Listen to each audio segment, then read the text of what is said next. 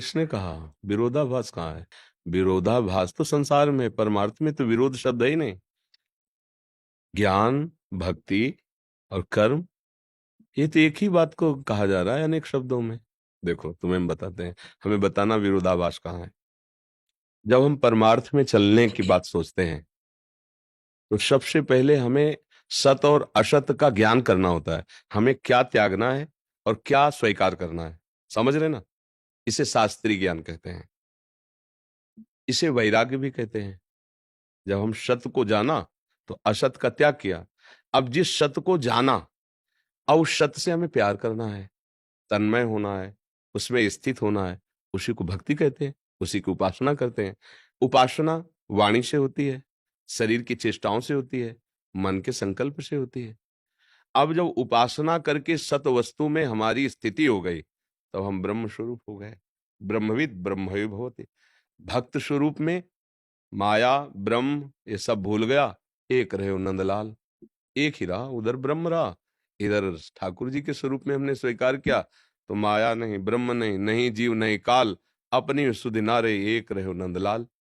मुझे तो कोई भी विरोधाभास नहीं नजर। आपको आया क्या नजर विरोधाभास? जैसे प्रभु जी, जैसे ज्ञान नहीं है और कर्म करे जा रहे हैं, जैसे ये पंखा चल रहा है, इसको ज्ञान नहीं है कि मैं क्या कर रहा हूँ, मतलब ये तो बस चल ही जा रहा है, ये इसको पता। पंखा चल रहा है, तुम कर पंखा थोड़ी हो। तुम तो विवेकवान हो, इसमें विवेक है क्या? इसका उदाहरण मत दो, इसका उदाहरण उससे नहीं लगे, बेमतलब मूर्खता वाली बात नहीं। पंखा और तुम में अंतर है। पंखा एक जड़ वस्तु है जिसको हम चलाते हैं बिजली के पावर से, ऑन ऑफ हम करते हैं। तो तुम पंखा थोड़ी हो, तुम तो विवेकवान व्यक्ति हो।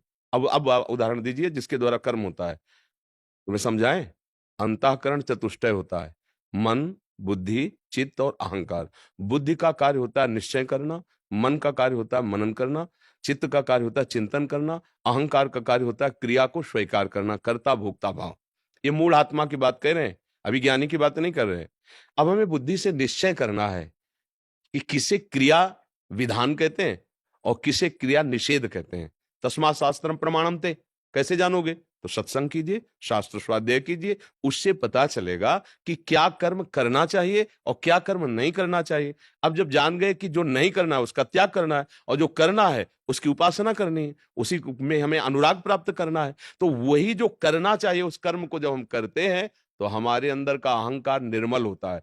तब हमारा भाव खत्म हो जाता है कि मैं करता हूं। उसको दिखाई देता है कि तीनों गुणों के द्वारा गुणानुगुण वर्तन्ते मनुष्या पार्थ सर्वसा।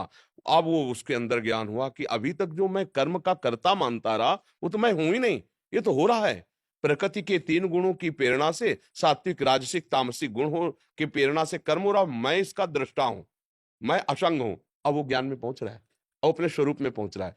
भक्त इसी को देखता है कि भगवान की कृपा, गुरुदेव की कृपा से मुझे सतमार्ग का ज्ञान हुआ। अब उन्हीं की कृपा से सतमार्ग का आश्रय लेकर आराधना करूं। मेरे में तो बल नहीं, अगर मैं करता होता तो पहले कर लेता। ये तो गुरु की कृपा। इसका भी अहंकार गलित हो गया। जहां अहंकार गलित हुआ, शुद्ध परमार्थ जागृत हो गया। अहंकार विमूढ़ आत्मा करता हमिति मन्यते, मैं ऐसा करता हूं, मैं ऐसा करूंगा, मैंने ऐसा किया, ये अहंकारी मूढ़ आत्मा का वचन है। इसमें विरोधवास कहाँ है? हमें विरोध बताओ। आपको लग रहा है विरोध? नहीं प्रभु जी। आप हमें बताइए। आप आए हो संशय निवृत्ति के लिए, तो आपके हृदय में कोई संशय नहीं रह जाना चाहिए इस विषय में। मतलब तीनों को लेके साथ में अपन चलें तो तीनों के साथ क्या भैया? जब हम आंख खोलते हैं, कुछ दृश्य देखते हैं, तो हमें एक एक आंख को थोड़ी आदेश देना पड़ता है। वो एक ही लक्ष्य होता है। लक्ष्य की तरफ चलो तो असत का त्याग, त्याग में जो अनुराग है, जिसे सत्य जाना, उसकी उपासना, तीनों बात एक ही तो है ना, अलग कहाँ है? अब उसे अलग अलग करके जो वर्णन किया जाता है वो बुद्धि का केवल खेल होता है। वो आंतरिक सिस्टम में नहीं होता है। सिस्टम में होगी तो एक ही बात है। हम बोल रहे हैं, आपको देख रहे हैं, हाथ चेष्टाएं कर रहे हैं, हम कुछ कर रहे हैं क्या? स्वाभाविक जहां जैसा जैसा हो रहा है ना, ऐसे ही बिल्कुल ये यंत्रवत चल रहा है। अब सब थोड़ा मतलब अभी आप मानसिक धरा पर बात कर रहे हैं, थोड़ा आध्यात्मिक धरा पर आइए, फिर उससे बात करो, फिर आगे चल करके कुछ कुछ हमें आज तक अलग नहीं लगा है, कुछ नहीं लगा। कोई संप्रदाय, कोई महापुरुष के वचन, वहां से जहां से वो बोल रहे हैं वहां खड़े हो जाओ, बड़े महापुरुषों की, तो आपको एक ही बात दिखाई दी, कुछ अंतर नहीं है, कुछ अंतर। हमें कहीं अंतर नहीं लगा। दोनों मार्ग के हम पथिक रहे हैं, ज्ञान मार्ग के काशी से और प्रेम मार्ग के वृंदावन के।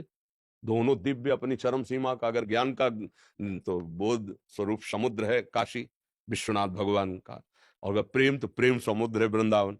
मुझे कहीं अलग नहीं लगा। आपको जब अलग लगे तो हमसे आके पूछ लेना। कि यहाँ अलग लग रहा है तो हम आपको बता देंगे। समझ में आ रहा है?